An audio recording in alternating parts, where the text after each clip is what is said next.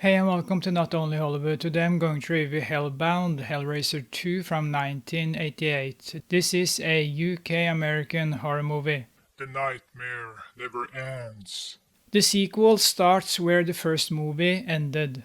Kirsty wakes up in a psychiatric hospital and there's something strange about the doctor who's running the place. He's interested in the mattress where Julia died and he's interested in the occult. And guess who comes back to visit us? Yes, you guessed right. I have always liked Hellbound Hellraiser 2, but I got a wake-up call when watching it this time. The movie is really slow in the first hour and it feels so silly at times. And since I'm a big Freddy Krueger fan, I was wondering why I watched a dark version of A Nightmare on Elm Street 3, Dream Warriors from 1987. Come on, the long sequence in hell felt like a nightmare in A Nightmare on Elm Street. So the sequel doesn't create the same experience as the first movie did with its small universe and dirty whorehouse. The movie is graphic, but Pinhead and his gang get little screen time.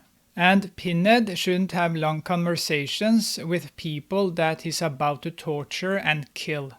No. The scene with the crazy guy and the straight razor is one sick scene. Oh yeah.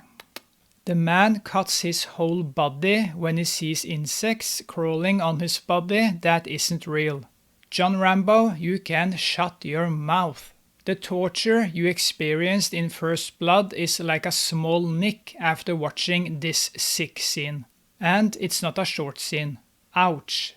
Talk about razor burns. Give that man some aftershave without any alcohol in it. I'm not going to spoil anything, but we witness a character who is transformed into a Cenobite and he channels Freddy Krueger too much.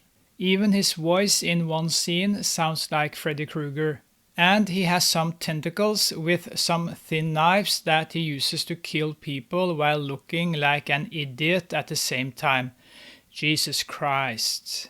Jesus wept. Hellbound Hellraiser 2 is all over the place when you compare it to the first movie. You notice it breaks some rules that were established in the first movie, and it takes a long time before the movie tells us why a character like Julia can break the rules. Hellbound Hellraiser 2 is a rule breaker just so it can expand the mysterious universe. The last scene is also strange as it makes little sense. Man, this movie can give you a headache if you think about the rules it breaks. There's also a stupid scene when the movie tries to humanize Pinhead and his gang. Suddenly, we see that the fearsome Cenobites from the first movie are a useless group of useless wimps. This scene should never have been made.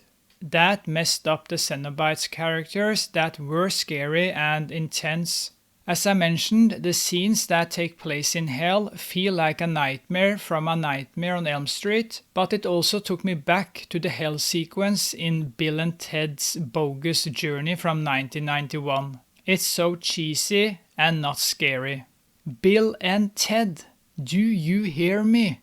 Yes, I know that Bill and Ted's Bogus Journey was made 3 years after Hellbound Hellraiser 2, but I couldn't stop thinking about Bill and Ted and how much resemblance there was between these two movies and the hell sequence. Jesus wept. This is the result when a sequel has to top the original by expanding the universe and breaking some rules along the way. It's a movie you should watch if you enjoyed the first movie, but the silliness ruined a lot of my experience this time around. From 1 to 10, I give Hellbound Hellraiser 2 a 6 out of 10. Thank you for watching, and I'll see you next time. Sleep well and dream about me.